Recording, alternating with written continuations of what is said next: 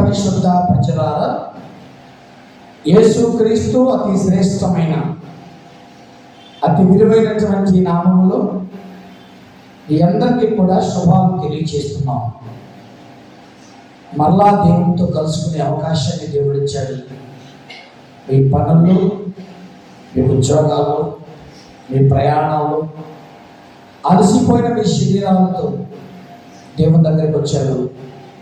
మీరు బలం పొందాలని మనస్ఫూర్తిగా కోరుకుంటున్నాం. మనము ఒక మంచి వర్తమానాన్ని ప్రతిరోజు వింటున్నాం. ఈ సంవత్సరం మనకున్న subject A season of renewal. ఈ సీజన్లో మరొకసారి మనం సమర్పించుకోవడం, రెన్యువల్ చేసుకున్నాం. అంటే తిరిగి రెన్యువల్ ఏంటి? తిరిగి సమర్పించుకుంటున్నాం. ఈ తిరిగి సమర్పించుకునే సీజన్లో మనం దేవునికి దగ్గర అవుతున్నాం. కొన్ని సీజన్లో కొన్నే ఉంటాయి, కొన్ని అన్ని సీజన్లో దొరుకుతాయి కదా. కొన్ని అన్ని సీజన్లో దొరుకుతాయి. సీజన్లో దొరికే పండ్లు చెప్పండి. కొన్ని మామిడికాయ చాలా సీతాఫలకాయ, రేగి పండు. ఇప్పుడు రేగి పండు కూడా రేగి పండు పండ్ల కొత్తగా, చేతమ్మకాయలు, నేరేడు పండు, ఇంకా శనక్కాయ, తాటి ముంజులు, తాటి ముంజులు. ఇవి కొన్ని సీజన్లో దొరుకుతాయి, కొన్ని అన్ని సీజన్లో దొరుకుతాయి. ఈ సీజన్లో మనం సిలువను గురించిన వార్త నశించుతున్న వారికి వెలుతరమును, రక్షింపబడినటువంటి మాకు దేవుని యొక్క శక్తి అయి ఉన్నది. మనం ఎక్కడ ఉన్నామంటే యోవేలు గ్రంథంలో ఉన్నాము. ఇప్పుడైనాను ఉపవాసం ఉండి మీరు కన్నీరు విడుస్తూ దుఃఖించుచు మనస్ఫూర్తిగా నా యొద్దకు వస్తే చాలు. నాతో మనస్ఫూర్తిగా రండి. మనస్ఫూర్తిగా వచ్చే దాంట్లో రాత్రి మనం ఏం మాట్లాడుకున్నాం అంటే, మీ హృదయములను యెహోవా వైపు మరలించండి, మళ్ళుకొనండి అంటే తిప్పుకోండి అన్న మనకు అర్థమయ్యే భాష ఏంటి? మీ హృదయాలను దేవుని వైపు తిప్పుకోండి. ఎవరు మాట్లాడుతున్నారు ఈ మాట? సమూయేలు మాట్లాడు. ఎవరితో మాట్లాడుతున్నాడు? ఇశ్రాయేలుతో. ఎందుకు మాట్లాడుతున్నాడు? వారంతా కూడా మందసాన్ని వదిలిపెట్టి 20 సంవత్సరాల తర్వాత మరలా మందసం కావాలని దొరకలేదు కనుక అప్పటికి ఆ మందసం ఎక్కడుంది? ఫిలిష్తీన్ దగ్గర ఉంది. ఎవరి పొలంలో ఉంది? ఎవరి పొలం? యెహోషువ పొలంలో ఉంది. కనుక ఆ పొలంలో నుండి తీసుకొస్తున్నాను. ఇప్పుడు మీరు ఆరాధించే దేవతను బయలు కావచ్చు, ఎవరికి వాటి విడిచిపెట్టండి. ఇప్పుడు మరలా దేవుడి వైపు మరలుకోండి. స్తోత్రపడి దేవుడి వైపు మరలుకోండి అనేటువంటి విషయంలో ఎక్కడ దాకా వచ్చారంటే, మరలుకోవడానికి ముందు మీరు భయపడాలి అని చెప్పారు. రాత్రి చెప్తూ ఏం చేయాలి? భయపడాలి అని ఆదికాండం 20వ అధ్యాయంలో ఒక మాట చెప్పారు. అబ్రహాం ఏమంటాడు? ఎక్కడ అది ఎక్కడేం లేదు, దేవుని భయము లేదు. దేవుని భయము లేదంటే కారణం ఏంటంటే, వారి దగ్గర యెహోవా మందస్సు లేదు. మన చేతిలో బైబిల్ ఉంటే మనం చాలా జాగ్రత్తగా మాట్లాడతాం. అంటే మన చేతిలో ఎవరున్నారు అనుకుంటాం? ఆది ఎందు వాక్యం ఉండను, వాక్యము దేవుని ఎంత ఉండను, వాక్యము అంటే దేవుని యొక్క గ్రంథం మన చేతిలో ఉన్నప్పుడు చాలా జాగ్రత్తగా మాట్లాడతాం, భయంతో మాట్లాడతాం. అది ఎవరైనా కావచ్చు. మేము కూడా యూనిఫామ్ వేసుకుంటే ఒక రకంగా మాట్లాడతాం, యూనిఫామ్ లేకుంటే డిఫరెంట్గా మాట్లాడతాం. మీరు కూడా దేవుడి దగ్గర ఒక రకంగా మాట్లాడతాం, దేవుడు లేకుండా ఉంటే కొంచెం నోరు తడబడుతూ ఉంటుంది. ఇప్పుడు అందుకంటాడు, మీరు ఇక్కడ యెహోవా భయం లేదు కనుక ఇది చాలా ప్రమాదకర స్థలం అని అబ్రహాము చిన్న అబద్ధం ఆడుతుంది. ఏంటంటే ఈమె ఎవరు చెప్పండి, ఈమె ఎవరు? నా సహోదరి. దేవుని భయం ఉందనుకోండి అస్తము నా భార్య అని చెప్పాడు. దేవుని భయం లేని కారణం చేత ఏం చెప్పాడు అంటే అక్కడ ఉన్నటువంటి గెరారులో ఉన్నటువంటి మనుషులకు ఏం లేదు, అక్కడ భయం లేదు. గెరారులో ఇస్సాకు జీవించాడు. గెరారులో ఇస్సాకు వెళ్ళేటప్పటికి గెరారులో లోతు కూడా వెళ్ళాడు. గెరారులో లోతు వెళ్ళేటప్పటికి గెరారు పచ్చగా సస్యశ్యామలంగా ఉంది. ఎప్పుడైతే లోతు అడిగి పెట్టాడో గెరారు ఏమైపోయింది, నాశనం అయిపోయింది. అంత మంచి స్థలము అడుగు పెట్టడం వల్ల పాడైపోయింది.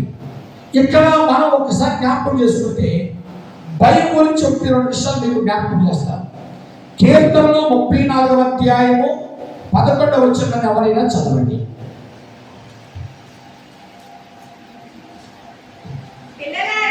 పిల్లలారా మీరు వచ్చి నా మాట వినండి. యెహోవా యందలి భయము లేని చోట మీరున్నారు. పిల్లలారా భయము లేని చోట్ల మీరున్నారు. భయము లేని దగ్గర మీరున్నారు. కనుక మీకు భయం లేదు. మీరెవరంటే నా పిల్లలు. నా దగ్గరకు వస్తే ఏం నేర్పిస్తాను, యెహోవా యందు భయభక్తులు నేర్పిస్తాను. యెహోవా యందు భయభక్తులు లేకోకుండా, యెహోవా యందు భయం లేకోకుండా మనకి రెండివల్ల జరగదు. స్తోత్రపడి మనకేం జరగదు, రెండివల్ల జరగదు. మనకు రెండివల్ల జరగాలంటే ఖచ్చితంగా ఏముండాలి, భయం ఉండాలి. భయం ఉంటేనే మనకు భక్తి పెరుగుతుంది. ఎప్పుడైతే భక్తి పెరుగుతుందో ఆటోమేటిక్గా రెండివల్లోకి వచ్చేస్తాం. ఇంకొక మాట మీరు జ్ఞాపకం చేస్తాం. 111వ కీర్తన 10వ వచనం.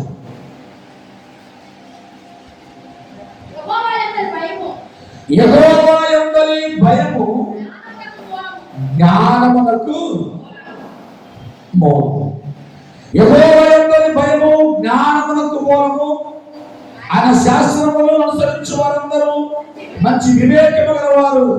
ఆయనకు నిత్యము స్తోత్రము కలుగును గాక. స్తోత్రం, హల్లెలూయా. యెహోవా యందు భయభక్తులు గలవారు ఎలా ఉంటారంటే జ్ఞానం కలిగి ఉంటాడు. భయం లేని చోటులో అబ్రహాము ఉన్నాడు. భయభక్తులు కలిగి ఉన్నాడు. భయభక్తులు కలిగి ఉండటం వల్ల జ్ఞానంగా మాట్లాడాడు. జ్ఞానంగా మాట్లాడే ఆ మాట ఏంటి, ఈమె చెప్పడమా, ఈమెవరు, నా సహోదరి. ఆ జ్ఞానం లేకుండా ఆడేవాడు వీడే చేస్తాడు, వాడే చేస్తాడు, జ్ఞానాన్ని నడుచుకుంటాడు అనుకుంటే అబ్రహాము అబీమెలెకు ద్వారా ఇబ్బంది కలిగి ఉండేవాడు. జ్ఞానం గలవాడు కనుక ఈ అమ్మాయి మా చెల్లి, ఈ అమ్మాయి మా చెల్లి, ఈ అమ్మాయి నా కూతురు అంటే జ్ఞానము కలిగి భయము లేని చోటులో నుండి భయము కలిగి జ్ఞానము కలిగి బయటకు వచ్చాడు. అందుకనే అబ్రహాముని జ్ఞానం గలవాడిగా మనం ఎంచవచ్చు. అందుకనే నిత్యము దేవునికి ఏం కావాలి, స్తోత్రము కావాలి. యెహోవా యందు భయభక్తులు జ్ఞానాన్ని కలిగిస్తాయి. యెహోవా యందు భయభక్తులు ఆలోచన పుట్టిస్తాయి. యెహోవా యందు భయభక్తులు రెండివల్లో తీసుకొస్తాయి. యెహోవా యందు భయభక్తులు శేషంలో నీ దేవుని దగ్గర బలంగా ఉంచుతుంది. అలా బలంగా ఉంచడానికి మనము దేవుని వైపు తిరగటానికి కావలసినటువంటి ఒక లక్షణం ఏంటంటే భయభక్తులు కలిగి జీవించాలి. స్తోత్రం చెప్పండి, ఇంకోసారి చెప్పండి. రెండవది 1 సమూయేలు గ్రంథము 12వ అధ్యాయము 24వ వచనం.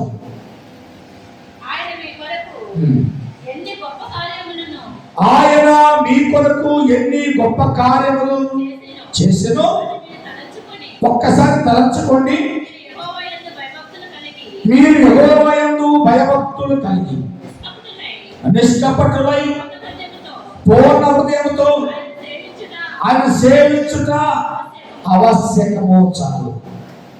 ఇక్కడ చదివినటువంటి మాటలు మీ కొరకు ఎన్ని గొప్ప కార్యములు చేసినో అది మీరు తలంచుకోండి. మీరు యెహోవా యందు భయభక్తులు కలిగి నిష్కపటులై పూర్ణ హృదయముతో యెహోవాను సేవించండి. ఎవరు మాట్లాడుతున్నారు ఈ మాట? సమూయేలు ప్రవక్త మాట్లాడుతున్నాడు. ఎవరి గురించి మాట్లాడుతున్నారు? ఇశ్రాయేలు గురించి మాట్లాడుతున్నాడు. ఏమంటే మీరు ఒక్కసారి నిష్కపటంగా జీవించండి. ఎందుకంటే గత దినాల్లో దేవుడు మీ పక్షంగా ఏ కార్యం చేశాడో ఒకసారి జ్ఞాపకం చేసుకోండి. జ్ఞాపకం చేసుకున్నావా? ఒకసారి జ్ఞాపకం చేసుకున్నావా? ఒక్కొక్క జీవితంలో ఒక ప్రమాదం నుంచి బయటకు వచ్చింది. మీ హృదయాలను దేవుడి వైపు మళ్ళేటప్పుడు, దేవుడి వైపు తిరిగేటప్పుడు మీరు యథార్థంగా ఉండాలి, నిష్కపటులై ఉండాలి. అంటే కల్మషము లేని వారై ఉండాలి. ఎందుకు ఉండాలంటే ఎవరు ఉండగలరంటే ఒక్కసారి దేవుడు చేసిన కార్యాలను ఏం చేయాలి? జ్ఞాపకం చేసుకోవాలి. ఇప్పుడు నేను పెద్దోడిపేట సంఘంలో ఉన్నాను, పనిచేస్తున్నాను. ఏదైనా ఒక మాట అనాలంటే నాకు ఏం గుర్తు రావాలి? ఎక్కడ మనం పొందిన వేరు గుర్తున్నాం.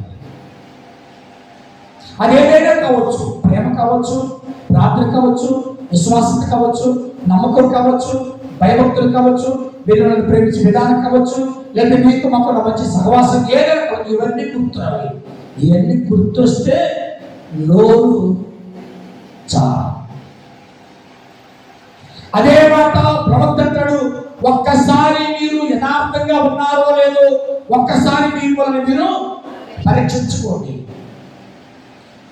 ఇశ్రాయేలీయులారా, మీ కొరకు దేవుడు ఎన్ని కార్యాలు చేశాడో ఒక్కసారి జ్ఞాపకం చేసుకోండి. ఒక్కసారి తల పోసుకోండి. యెహోవా యందు భయభక్తులు కలిగి జీవించండి. అప్పుడు మీరు ఎక్కడికి వస్తారు? రెండువల్లో వస్తారు. భయభక్తులు కలిగితేనే రెండువల్లో రావాలి. ఇశ్రాయేలు పట్ల సమూయేలు ఎంత ప్రేమతో చూడండి. ఇశ్రాయేలు పట్ల సమూయేలుకి ఎంత ఆలోచనలో చూడండి. అందుకనే సమూయేలు సౌలును ఎవరు అభిషేకించాడు?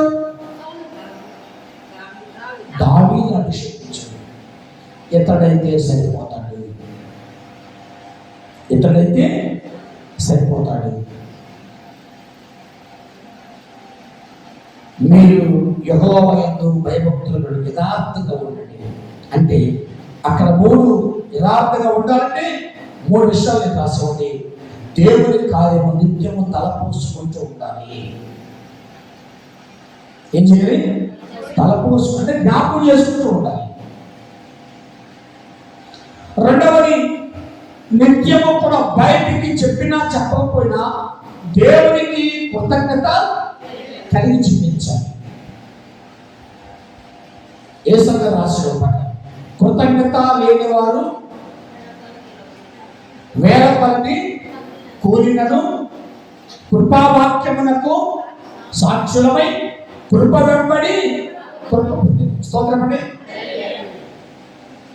కృతజ్ఞత లేని వారు వేల కొలదిగా కూలినను, కృతజ్ఞత లేని వారు వేల కొలదిగా కూలినను కృపావాక్యమునకు సాక్షులమై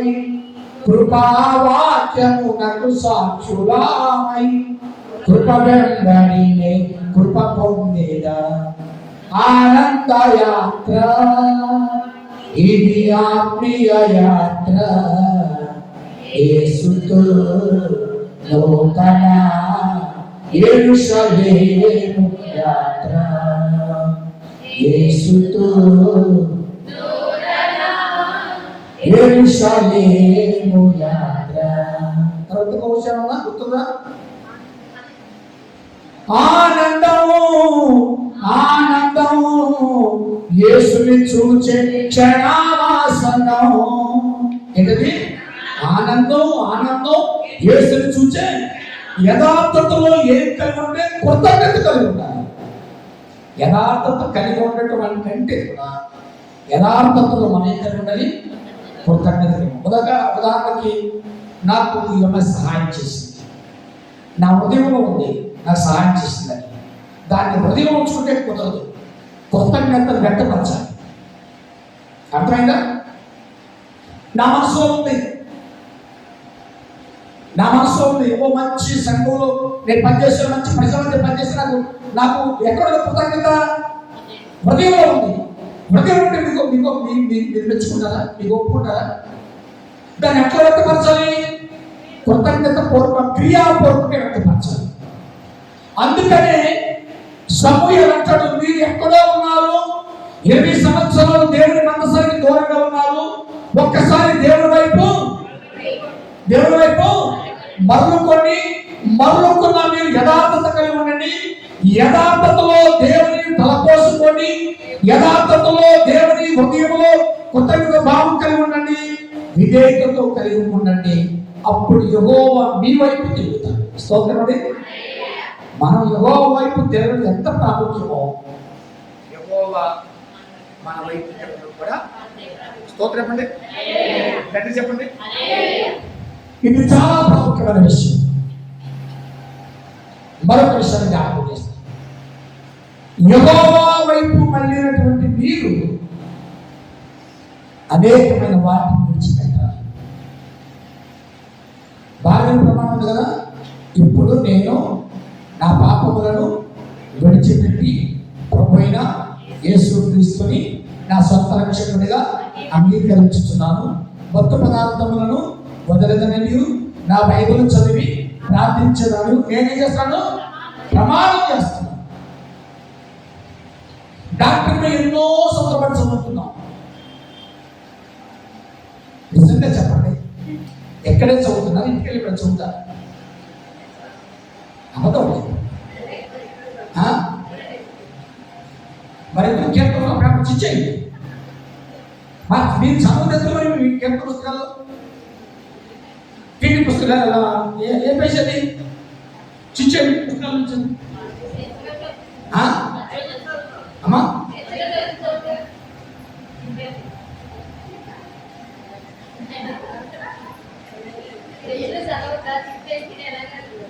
నేను చర్చ మీరు చదవట్లా, నేను చెప్పిస్తున్నాను కదా. మీ ముగ్గురు రేపు ఆయన కూడేనాక 3 సిద్ధాంతాలు చెప్పాలి. చూడండి, కలిసి చెప్పాలి. సీరియస్ జోక్ కాదు.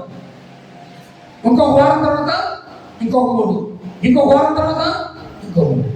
ఇది వాస్తవం. నేను నా పాపమును విడిచిపెట్టి ఇప్పుడు ప్రభువైన యేసుక్రీస్తుని నా సొంత రక్షకునిగా అంగీకరించాలి. అంటే విడిచిపెట్టాలి. యెహోషువ గ్రంథము 24వ అధ్యాయము 23వ వచనాన్ని చూద్దాం.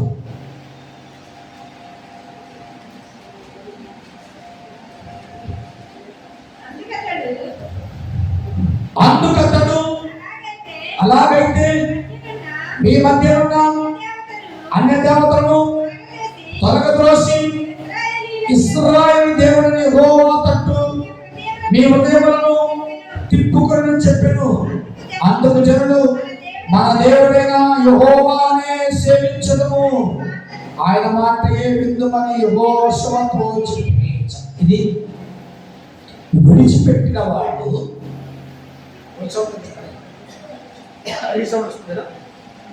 మరి చదువు మాట. అందుకతడు అలాగైతే అందరూ చూస్తారు ఈ మాట. Ready, 1 2 3 start.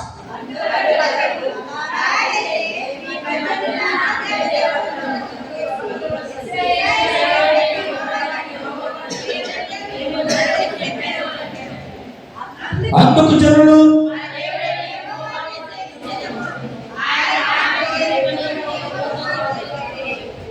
ఈ ప్రమాణంలోకి రావాలి. విశ్వాసం ఏ ప్రమాణంలోకి? మేము యెహోవాని సేవిస్తాము, అన్య దేవతలను విడిచిపెడతాము, యెహోవాయే దేవుడని తెలుసుకుంటాము. ఈ రిపెంటేషన్లోకి రావాలి, ఈ పశ్చాత్తాపంలోకి రావాలి. ఇప్పుడు ఇశ్రాయేలు ఏమంటారు? యెహోషువ దగ్గరికి వచ్చినప్పటికీ మా దేవుడు యెహోవాయే, మేము ఆయన్ని నమ్ముకున్నాము, ఆయన మాట వింటాము, ఏదైతే నమ్మేమో ఆ దేవతలను చెప్పండి, ఆ దేవతలను విడిచిపెడతాము, మా దేవుడు యెహోవాని మేము ప్రమాణం చేస్తున్నాము, ఇక మేము యెహోవానే సేవిస్తాము, ఆయన మాటయే విందుమని యెహోషువ దగ్గర. మనం 14 నెలల క్రితం యెహోషువ ఉన్నాడు, మీరేమన్నా తిప్పబడండి, నేనును నా ఇంటి వారును. అంటే యెహోషువ నమ్మకత్వాన్ని బట్టి, యెహోషువ విశ్వాసం బట్టి, యెహోషువ భక్తిని బట్టి ఇప్పుడు యెహోషువ చెప్పిన సాక్ష్యం ఎవరు చెప్తున్నారు? ఇశ్రాయేలు అందరూ చెప్తున్నారు. స్తోత్రం అండి. ఒకసారి చప్పట్లు కొట్టండి. ఒకసారి ఏమన్నాడు? మీరేమన్నా బాధపడండి, మీరేమన్నా చెప్పండి, మీరు సేవించినా సేవించకపోయినా నేను నా భార్య నా బిడ్డలు మాత్రము యెహోవాను సేవిస్తాం. ఒక 10 అధ్యాయం దాటినప్పటికీ ఇశ్రాయేలు ఎక్కడికి వచ్చేసారు? రెన్యువల్లోకి వచ్చేసారు, పశ్చాత్తాపంలోకి వచ్చేసారు, సమర్పణలోకి వచ్చేసారు. ఇప్పుడు అంటారు యెహోషువతో, అయ్యా ఇదివరకు ఏదో మాట్లాడాము, ఇదివరకు ఏదో చెప్పాము, ఇదివరకు ఏదో జరిగింది, ఇప్పుడు ఒకటి చెప్తున్నాము, ఏంటో తెలుసా? మేము అన్య దేవతలను త్రోసివేస్తున్నాం. యెహోవా తట్టు తెరడు కాదు, ఏంటది? మా హృదయాలను నువ్వు ఎప్పుడు కావాలి? నీ హృదయము ప్రభుకిమ్ము, ప్రభు జీవము నీడగును. నీ హృదయము ప్రభుకిమ్ము, ప్రభు జీవము నీడగును. యేసుక్రీస్తు నిన్ను పిలచెనుగా, రావేళ ఓ యువక.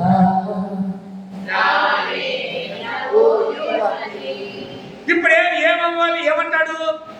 మీరొద్దు ఏం కావాలి? హృదయాలు. స్తోత్రం అండి.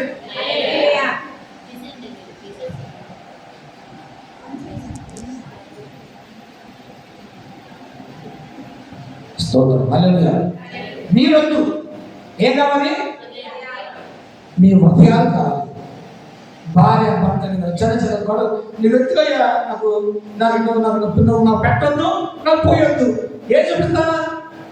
కొంత ప్రేమ చూపించు కదా. భార్య భర్తతోనే మాట, భర్త భార్యతోనే మాట ఏంటి? అయ్యా నువ్వు నాకు పెట్టొద్దు, పోయొద్దు, నన్ను తిట్టకుండా కొట్టకుండా కొంచెం ప్రేమ చూపించు. ఇప్పుడు యెహోషువ అంటాడు, ఆగండి అబ్బాయి, మీరొద్దు, మీరు తిరగొద్దు. ఏం తిరగాలి? చెప్పండి, ఏం తిరగాలి?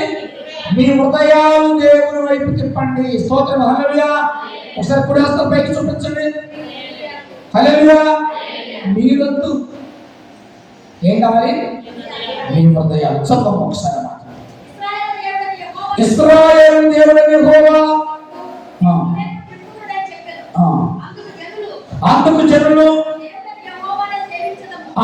జనులు మన దేవుడు యెహోవానే సేవించడము, ఆయన మాటే వింటామని యెహోషువతో చెప్తున్నారు. చాలు. అంతకుముందు ఏమన్నారు? యెహోషువ నీ మాటలు మాకు చెప్పాలన్నారు. దాన్ని యెహోషువ కూడా అంగీకరించాడు. సరేయ్యా, నీ ఇష్టం ఇది, నా ఇష్టం నాది. నేను నా ఇంటి వారును యెహోవాను సేవిస్తాం అంటే ఇప్పుడు అంటారు, అయ్యా మేము తిరుగుతామండి. యెహోషువ మీరు ఎవరికి అవసరంగా, మీ శరీరంలో వస్తుందా, మీ ఆస్తి వస్తుందా, మీ ఐశ్వర్యం వస్తుందా? మీరు ఏమి ఇవ్వాలి? మీ హృదయంలో దేవుడు అవకాశం దొరికింది యెహోషువ కదా. అప్పుడే బతులాడడం తెరలేదు. ఇప్పుడు తిరుగుతానంటే వద్దంట. ఇది మన జీవితాల్లో కూడా కొన్ని అనుభవాలు ఉంటాయి. నేను బాపట్లో పనిచేస్తున్నప్పుడు ఒక 10 సంవత్సరాలు ఒక 2 సంఘాలు చిన్న సంఘాలు పనిచేసాం. 3వ సంఘం వచ్చరికి ఒక 10 సంవత్సరాలు సర్వీస్ వచ్చింది. లోకి గారిని రిటైర్డ్ అయిపోతూ ఉంటారు. ఆయన పిలిచయ్యా, నువ్వు నాకు ఎంతో సహాయంగా ఉన్నావు, నా కొడుకులాగా నాయనగా తిరిగావు, నాతో ఉన్నావు, నీకు మన సంఘం ఇస్తా అన్నాడు. నా వద్దు అన్న. ఆ తర్వాత ఆయన అన్నాడు, ఇప్పుడు ఇస్తున్నాను, వద్దంటున్నావు, రేపు నువ్వు కావాలంటే నీకు అమ్మడే ఇవ్వడం. ఆ తర్వాత నేను అడిగా, ఆ సంఘాన్ని మన తర్వాత వచ్చి తీసి అడిగా, నా సంఘం అంటే ఆ సంఘం ఇప్పుడు కుదరదు నీకు, ఆ సంఘం నీకు, నువ్వు కూడా అంతే. ఆయన చేతులు చాచినప్పుడు ఆయన చేతుల్లోకి వెళ్ళు, ఆయన పిలిచినప్పుడు ఆయన అరచేతుల్లోకి వెళ్ళు. ఆ తర్వాత అనిపించింది, పెద్దోళ్ళ మాట చెద్దన్నం మాట కదా, చాలా బాధపడ్డాం. అప్పుడేమో చిన్నపిల్లలు కదా, కుర్రాడు కదా, సైకిల్ వేసుకోవాలి, అటు వెళ్ళాలి, ఇటు వెళ్ళాలి, ఇటు వెళ్ళాలి, తిరగాలి. నేను తిరుగుతున్నారు, అట్ట తిరుగుతున్నారు, బైబిల్ లేకుండా తిరుగుతున్నారు అని దేశీయులు గర్తించి పని చెప్పడానికి, పనిలో ఏమైపోతాము, పరిభావం కలిగి ఉంటాము, ఎన్టీఆర్ కూడా సంఘంలో ఉంటామని అడిగితే మా బంధు మేము అటు తిరగాలి. ఆ తర్వాత అది కావాలంటే ఒక 4 ఏళ్ల తర్వాత కొట్టేసి వచ్చాడు. అది చాలా కష్టం చేసేది కదా సంగతి. అప్పుడు అనిపించింది, అయ్యయ్యో ఎంత తప్పు చేసింది, ఎంత పొరపాటు చేసింది, ఎంత పొరపాటు చేసింది. యెహోషువ తిరగమన్నప్పుడు తిరగలేదు. అప్పుడు యెహోషువ ఏమంటాడు, నేను ఐక్యవాళ్ళు. ఇప్పుడు ఏమంటారు, అయ్యా మేము మొత్తం అన్య దేవతలు విడిచిపెట్టేస్తున్నాం, బయలు విడిచిపెట్టేస్తున్నాం, యెహోవా మందసంలోకి వస్తున్నాం, మేము ఇక్కడ యెహోవా తప్ప ఎవరికి కూడా. ఇప్పుడు యెహోషువ వీడియోలు కావాలబ్బాయి, మీరొద్దు, మీ హృదయాలను చెప్పండి, మీ హృదయాలను దేవుని వైపు స్తోత్రం చెప్పండి. మనం ఈ లెంట డేస్లో తిప్పవలసింది మన హృదయాలను మాత్రమే. ఇప్పుడైనాను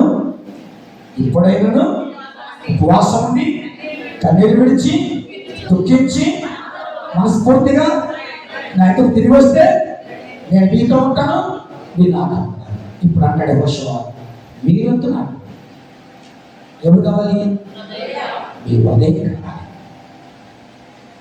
అంతేకమ్మా, ఏం కావాలి, మన హృదయాన్ని దేవునికి ఇద్దాం, మన హృదయాన్ని దేవునికి ఇద్దాం. దేవునికి మన హృదయాన్ని ఇస్తే మన హృదయాన్ని యెహోషువ దగ్గరికి తిప్పితే యెహోషువ మన దేవునికి అప్పగిస్తాడు. నేను దేవునికి నచ్చబడిన రెండోలో నుండి యెహోషువ లాంటి ప్రవక్త ఇక్కడ తెచ్చుకుంది. ఎందుకంటే మనం కీర్తనలు చదువుతాం, నీ బలిపీఠము యొక్క పిచ్చుకలకు. ఎవరు రాసిన మాట, కోరాహు కుమారుడు. ఒకసారి చెప్పినట్టున్నా గుర్తుందా, కోరాహు ప్రధాన యాజకుడైతే అతను దుర్మార్గం అందరూ అంగీకరించినా కూడా కుమారుడు అంగీకరించాడు. కోరాహు పత్రం అయిపోయాడు, కానీ వారి బిడ్డలు బహుగా దీవించడం. అందుకే రాస్తాడు, కోరాహు కుమారుడు రాసిన కీర్తనలు, అయ్యా నీ బలిపీఠము దగ్గర పిచ్చుకలకు, ఈ బలిపీఠం దగ్గర ఆహారం దొరకాలంటే నువ్వు, నీ భర్త, నీ బిడ్డలు, నేను, నా సంఘం, నా ప్రజలు, నా బిడ్డలు క్షేమంగా ఉండాలంటే నేను బలిపీఠం దగ్గర నుంచి నా హృదయాన్ని యెహోవా వైపు తిప్పాలి. అప్పుడు ఆయన నన్ను తన రెక్కల కింద చేర్చుకున్నాడు. నమ్ముతున్నావా? నమ్మితే నిలబడి కోసం ప్రార్థన చేయబోతున్నాను. ప్రార్థన ఎప్పుడుతున్నాను క్షమించదు కూర్చో.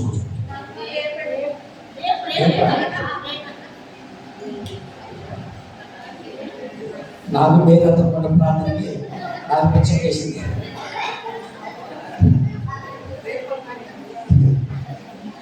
నిద్రపోయానికి స్తోత్రం, హల్లెలూయా.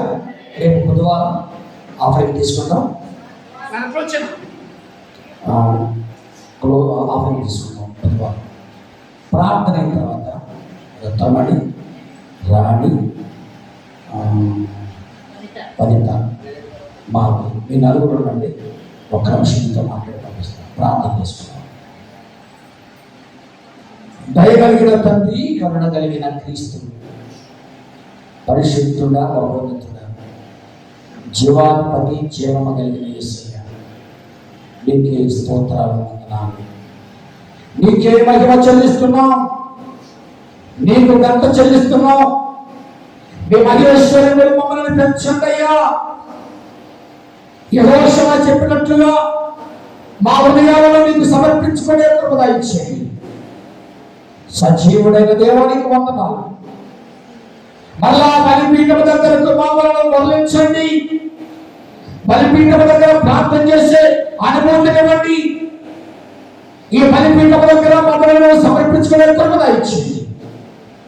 బలహీనంగా ఉన్న బిడ్డల కోసం ప్రార్థన చేసేది వారందరూ బలపరచండి.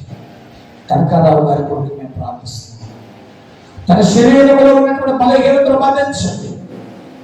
ఎస్తేరు తల్లి గారి కొరకు మేము ప్రార్థిస్తున్నాం, పరిపూర్ణ క్షేమాన్ని ఇవ్వండి. అలాగే తండ్రి, వృద్ధాప్యంలో శేష జీవితంలో కృప ఇచ్చేయండి. అరుణు కొరకు ప్రార్థిస్తున్నాం, గాయములు మార్పండి, లేవనెత్తండి, లేడవలే కత్తులు వేయడానికి సహాయం చేయండి. కృపాక్షేమాలతో ఇవ్వండి. మా ముందు చాలా కార్యాలు ఉన్నాయి, ఆ కార్యాలు క్షేమంగా జరగాలని మా హృదయాలను మీ వైపు తిప్పే కృప దయచేయండి. ఇంటర్మీడియట్ విద్యార్థులు, 10th క్లాస్ విద్యార్థులు, వారి చదువులు ఆలోచనలు ప్రార్థిస్తూ మీరే మహిమ పొందమని, ఏ లోటు లేకుండా చేయమని, మాతో మాట్లాడమని యేసుక్రీస్తు నామములో ప్రార్థిస్తూ గడుపుచున్నాము తండ్రి. తండ్రి, కుమార, పరిశుద్ధాత్మ త్రియక దేవుని సహవాసము సరి చిన్న మనందరికీ ఆయన కృప, ఆయన కరుణ, ఆయన వాత్సల్యత సదా తోడై